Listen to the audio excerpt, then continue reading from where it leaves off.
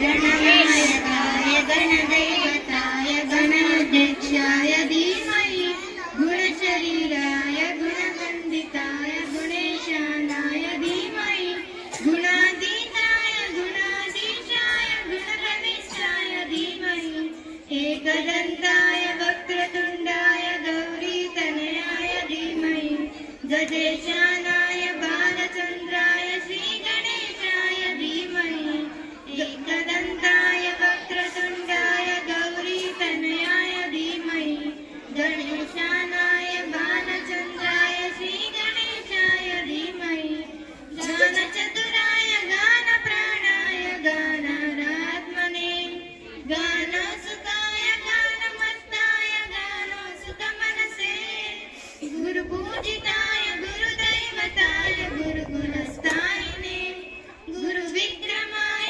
गुरुहृदयाय गुरवे गुणगुरवे गुरुदैत्यफलक्षेत्रे गुरुदैवसदानाथाय गुरुपुत्रपरित्रात्रे गुरुपाखण्डकण्टकाय गीतसाराय गीतदत्वाय गीतगोत्राय धीमहि गूढकल्पाय गन्धमत्ताय गोजप्रभाय धीमहि गुणातीताय गुणाधीशाय गुणप्रविष्टाय धीमहि एकदन्ताय वक्रतुण्डाय गौरीतनयाय धीमहि गजेशानाय बालचन्द्राय श्रीगणेशाय धीमहि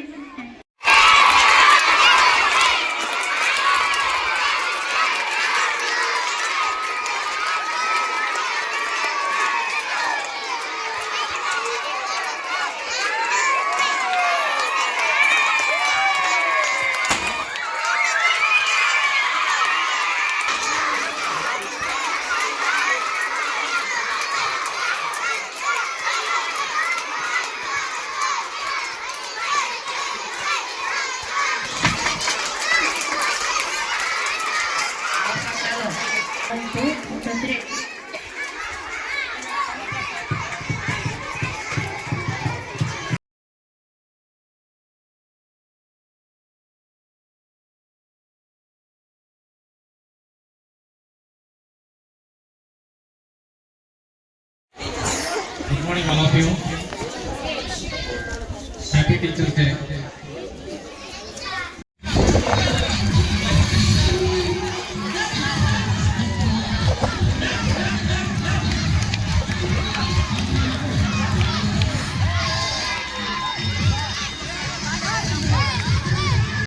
Rmesh.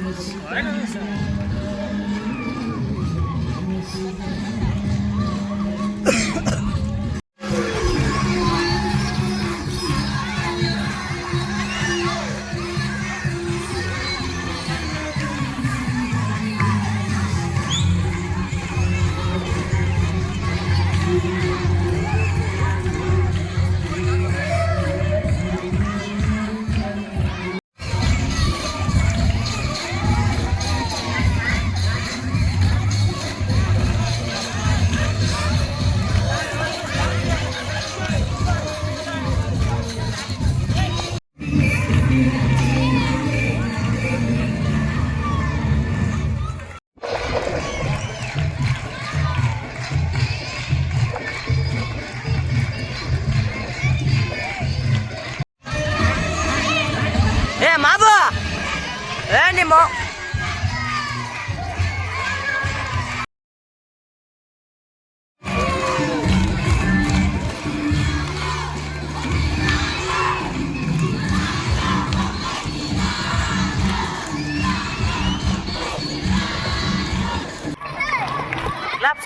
Claps.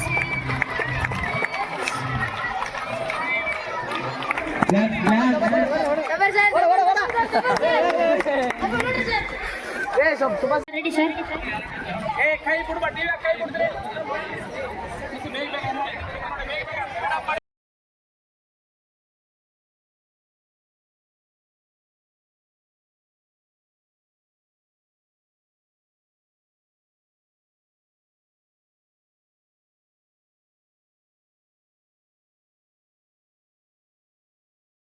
ಇದಕ್ಕೆ ಈ ಪ್ರೋಗ್ರಾಮ್ಗೆ ಅಂತರ ಮಾಡಿದಂತ ಎಲ್ಲ ಒಂದನೇ ಕ್ಲಾಸಿಂದ ಹಿಡಿದು 10ನೇ ಕ್ಲಾಸ್ ವರೆಗೂ ಎಲ್ಲ ಶ್ರಮ ಪಟ್ಟಿದ್ದೀರಾ.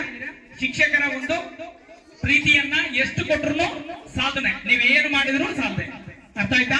ಯಾಕಂದ್ರೆ ನಮ್ಮ ಜೀವನದಲ್ಲಿ 3 ಗುರುಗಳು ವೆರಿ ವೆರಿ ಇಂಪಾರ್ಟೆಂಟ್. ಮೊದಲಿಗೆ ಜನ್ಮ ಕೊಟ್ಟಂತ ತಂದೆ ತಾಯಿ. ಯಾರಿವರು ನಿಮಗೆ? ಮೊದಲನೇ ಗುರು. ತಾಯಿಯೇ ಮೊದಲ ಗುರು ಅಂತಾರೆ. ತಂದೆ ತಾಯಿ ಮೊದಲ ಗುರು.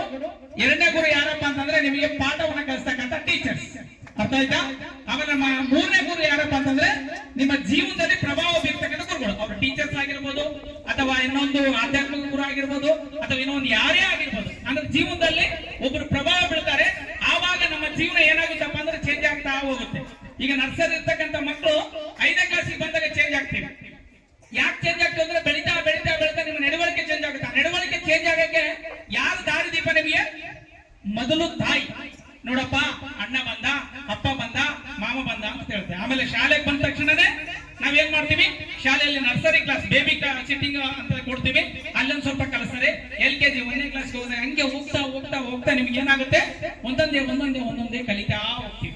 ಟೀಚರ್ಸ್ ಆದವರು ನಾವು ಪ್ರತಿಯೊಬ್ಬ ಶಿಕ್ಷಕರು ಪ್ರತಿನಿತ್ಯನೂ ಕಲಿಸ್ತಾನೆ ಇರ್ಬೇಕಂತೆ, ನಾವು ಕಲಿತಾನೆ ಇರ್ಬೇಕಂತೆ. ಯಾಕಂದ್ರೆ ಇಲ್ಲಿ ನಮಗೆ ಇಷ್ಟು ಮಕ್ಕಳು ಇದಾರಲ್ಲ, ಒಬ್ಬೊಬ್ರು ಒಂದೊಂದು ರೀತಿ ಇದ್ದಾರೆ ನೋಡಿ. ಎಲ್ಲರೂ ಕೂತ್ಕೊಂಡಿದ್ದಾರೆ. ಒಬ್ಬೊಬ್ರು ಮನಸ್ಸಿನಾಗ ಒಂದೊಂದು ರೀತಿ. ಒಬ್ಬರಿಗೆ ಈಗ ಸಣ್ಣ ಮಕ್ಕಳಿಗೆ ಏನು, ಈ ಕೇಕ್ ಕಟ್ ಮಾಡಿದ್ರೆ ನಮಗೆ ಕೇಕ್ ಯಾವಾಗ ಕೊಡ್ತಾರೆ ಅನ್ನೋದು, ಹೌದಾ? ಇನ್ನು ಉಳಿಕೆದವರಿಗೆ ಅಯ್ಯೋ ನೋಡಪ್ಪ, ನಾವು ಕೇಕ್ ತಂದೀವಿ, ನಮ್ ಸಾರ್ ನಮ್ಮನ್ನ ಕಟ್ಸ್ ಮಾಡಿಸಿಲ್ಲ, ನಾವು ಪ್ರೀತಿಯಿಂದ ತಂದೀವಿ, ನಮ್ಮನ್ನ ಕಟ್ಕೊಟ್ಟಿದ್ದಾರೆ. ಉದಾಹರಣೆಗೆ ಹೇಮಂತ್ ಸರ್ ಕ್ಲಾಸ್ ಆಗಿ 2017-18ರಲ್ಲಿ ನನ್ನ ಸ್ಟೂಡೆಂಟ್, ಈಗ ಟೀಚರ್. ನನಗೆ ಒಂದೊಂದ್ಸಾರಿ ಹೇಮಂತ್ ಅಂತ ಕರೆದ್ರೆ ನನಗೆ ಫೀಲಿಂಗ್ ಆಗುತ್ತೆ. ಆದ್ರೆ ಅದು ಅಲವಾಟ್ ಆಗ್ಬಿಟ್ಟಿದೆ, ಕರಿಬಾರ್ದು ನಾನು. ಯಾಕಂದ್ರೆ ಟೀಚರ್ ಆಗಿ ಬಂದಿದ್ದಾನೆ, ಹೇಮಂತ್ ಸರ್ ಅನ್ಬೇಕು. ಆದ್ರೆ ನನಗೆ ಬರ್ತಾರೆ, ಯಾಕಂದ್ರೆ ನನ್ನ ಸ್ಟೂಡೆಂಟ್ ಅನ್ನೋದು ಮನಸ್ಸಲ್ಲಿ ಕೂತಿದೆ. ಅದು ಪ್ರೀತಿಯಿಂದ ಬರ್ತಕ್ಕಂಥದ್ದು ಹೇಮಂತ್. ಆದ್ರೆ ನಾವು ಟೀಚರ್ಸ್ ಆದ್ರೆ ಏನಂತ ಕರಿಬೇಕಂದ್ರೆ ಹೇಮಂತ್ ಸರ್ ಅಂತ ಕರಿಬೇಕು. ಆ ಒಂದು ಸ್ಥಾನಕ್ಕೆ ಬೆಲೆ ನೋಡಿ. 2017-18ರಲ್ಲಿ ಒಬ್ಬ ಸ್ಟೂಡೆಂಟ್ ಆಗಿ ನಿಮ್ಮಂಗೆ ಕುಂತಿರೋ ಹುಡುಗ ಇವತ್ತು ಮಂದಿ ಇಲ್ಲಿ ಟೀಚರ್ ಆಗಿದ್ದಾರೆ. ಇಲ್ಲಿ ಬಂದು ನಾವು ಕೊಟ್ಟಿರ್ತಕ್ಕಂಥ ಅವ್ರಿರ್ತಕ್ಕಂಥ ಟ್ಯಾಲೆಂಟ್ ಈಗ ಸುಮಾರು ಒಂದು 500-600 ಜನ ಇಲ್ಲಿಂದ ಹೋಗಿದ್ದಾರೆ. ಅವ್ರನ್ನೆಲ್ಲ ಕರ್ಕೊಂಡ್ಬಂದು ಟೀಚರ್ ಮಾಡ್ಬೋದಾಗಿತ್ತಲ್ಲ. ಬರೀ ಹೇಮಂತ್ ಸರ್ ಯಾಕಾಗಿದ್ದಾರೆ? ನಾನು ಟೀಚಿಂಗ್ ಮಾಡ್ಬೇಕನ್ನೋ ಒಂದು ಇಂಟ್ರೆಸ್ಟ್ ಇಂದ ಬಂದಿದ್ದಾನೆ. ಟೀಚರ್ ಆಗಿ ಇವತ್ತು ನಿವೇದಿತ ಶಾಲೆಯಲ್ಲಿ ಕುಂತ್ಕೊಂಡು, ಅದರಲ್ಲಿ ಎಲ್ಲಾ ಶಾಲೆಯಲ್ಲಿ ಕುಂದ್ರೋಕ್ಕೂ ನಿವೇದಿತ ಶಾಲೆಯಲ್ಲಿ ಕುಂದ್ರೋಕ್ಕೂ ಡಬ ಬೇರೆನೇ ಇರುತ್ತೆ. ಹೌದು ತಾನೆ? ಅದ ಅನುಭವ ಹೇಮಂತ್ ಸರ್ಗಿದೆ. ಇವತ್ತು ನೀವೆಲ್ಲರೂ ನೋಡಿ, ಹೇಮಂತ್ ಶಿಕ್ಷಕ ಆಗಿದ್ದಾನೆ. ಅದೇ ಹೇಮಂತ್ ಸರ್ ಶಿಕ್ಷಕ ಆಗಿದ್ದಾನೆ. ನಿಮ್ಮೆಲ್ಲರಲ್ಲಿ ಒಂದು ಗುರಿ ಇರಬೇಕು. ಪ್ರತಿ ಒಬ್ಬರಲ್ಲಿ ಗುರಿ ಇರಬೇಕು. ಆ ಗುರಿ ಹೆಂಗಿರ್ಬೇಕಪ್ಪ ಅಂತಂದ್ರೆ, ನನ್ನ ತಂದೆ ತಾಯಿ ಓದಿಸ್ತಾ ಇದ್ದಾರೆ, ನಾನು ಮುಂದೊಂದು ದಿನ ಏನಾದ್ರೂ ತಂದೆ ತಾಯಿಗೆ ಕೊಡಬೇಕು. ತನ್ನ ಪ್ರೀತಿನ ನೋಡಿ, ತನಗೆ ಹಳೆ ಬಟ್ಟೆ ಇದ್ರೆ ಸಿಕ್ತಿಲ್ಲ, ನನ್ನ ಮಗ ಹೊಸ ಬಟ್ಟೆ ಹಾಕ್ಬೇಕಂತಾನೆ. ತಾಯಿ ತಾನು ಉಪಸ್ಥಿತ ಸಿಕ್ತಿಲ್ಲ, ನನ್ನ ಮಕ್ಕಳಿಗೆ ಬಿಸಿ ಬಿಸಿಯಾದ ಅನ್ನ ಕಟ್ಟಿ ಕಳಿಸ್ಬೇಕು ಅಂತ. ಹೌದಾನೆ? ಹೌದಾ ಇಲ್ಲ? ನೋಡಿ, ಇವತ್ತು ಪ್ರತಿಯೊಬ್ಬರಿಗೆ ನಿಮ್ಗೆ ಇವತ್ತು ಇಲ್ಲಿ ಬಂದು ಕೂತ್ಕೊಂಡು ನೀವು ಪಾಠ ಕೇಳ್ತಾ ಇದೀರಪ್ಪ ಅಂತಂದ್ರೆ ನಿಮ್ಮ ತಂದೆ ತಾಯಿ ಶ್ರಮ, ಶಿಕ್ಷಕರ ಶ್ರಮ. ಹೌದಾನೆ?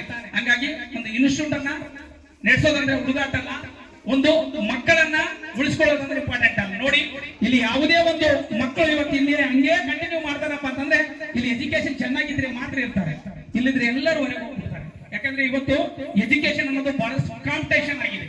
ಫೀಸಸ್ ಅಲ್ಲಿ ಆಗಿರ್ಬೋದು, ಬಿಲ್ಡಿಂಗ್ ಅಲ್ಲಿ ಆಗಿರ್ಬೋದು, ಗ್ರೌಂಡ್ ಅಲ್ಲಿ ಆಗಿರ್ಬೋದು, ಎಲ್ಲದರಲ್ಲಿ ನೋಡಿ. ನೀವು ಮನಸ್ಸಲ್ಲಿ ಒಂದು ಇಟ್ಕೊಂಡ್ಬಿಡಿ, ಜೀವನದಲ್ಲಿ ಯಾವಾಗಾದ್ರೂ ಆಟ ಆಡ್ಬೋದು, ಜೀವನದಲ್ಲಿ ಯಾವಾಗಾದ್ರೂ ಆಟ ಆಡ್ಬೋದು, ಜೀವನದಲ್ಲಿ ಯಾವಾಗಾದ್ರೂ ಮಾಡ್ಬೋದು, ಜೀವನದಲ್ಲಿ ಯಾವಾಗಾದ್ರೂ ಏನಾದ್ರೂ ಮಾಡ್ಬೋದು.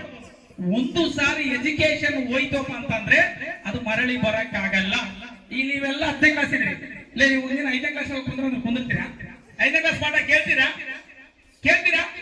ಸಾಧ್ಯನೇ ಇಲ್ಲ. ನಿಮ್ ಮೈಂಡ್ ಎಲ್ಲಿಗೆ ಹೋಗಿರುತ್ತೆ? ಈ 6 ತಿಂಗಳು ಯಾವಾಗ ಮುಗಿತೈತೆ, ನಾನು ಕಾಲೇಜ್ ಯಾವಾಗ ಹೋಗಿ, ನಾನು ಕಟ್ಟಿಂಗ್ ಯಾವಾಗ ಮಾಡ್ಕೊಂಡು, ನಾನು ಡ್ರೆಸ್ ಯಾವಾಗ ನೀಟಾಗಿ ಹಾಕೊಂಡಿದ್ದೀನಿ. 100% ಪ್ರತಿಯೊಬ್ಬರು ಬಾಲ್ಯದಿಂದ ನಾವು ಯೌವನ ವ್ಯವಸ್ಥೆಗೆ ಹೋಗ್ಬೇಕಾದ್ರೆ ಒಂದೊಂದೇ ಬದಲಾವಣೆ ಆಗ್ತಾನೇ ಇರುತ್ತೆ.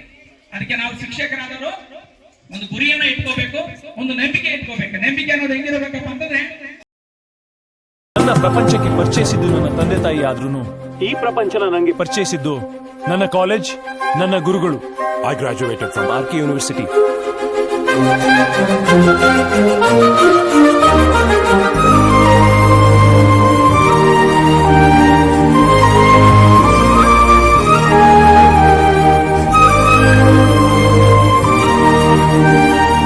ಬೆರೆಯೋದು ಹೇಗೆ ಕಂಡಿದ್ದಿಲ್ಲಿ, ಜೊತೆಯಾಗಿ ಹಂಚಿ ತಿಂದಿದ್ದಿಲ್ಲಿ, ಹಿರಿಯರಿಗೆ ತಲೆಬಾಗಿ ನಿಂತಿದ್ದಿಲ್ಲಿ, ಬದುಕುವ ರೀತಿ ಕಲಿತಿದ್ದಿಲ್ಲಿ.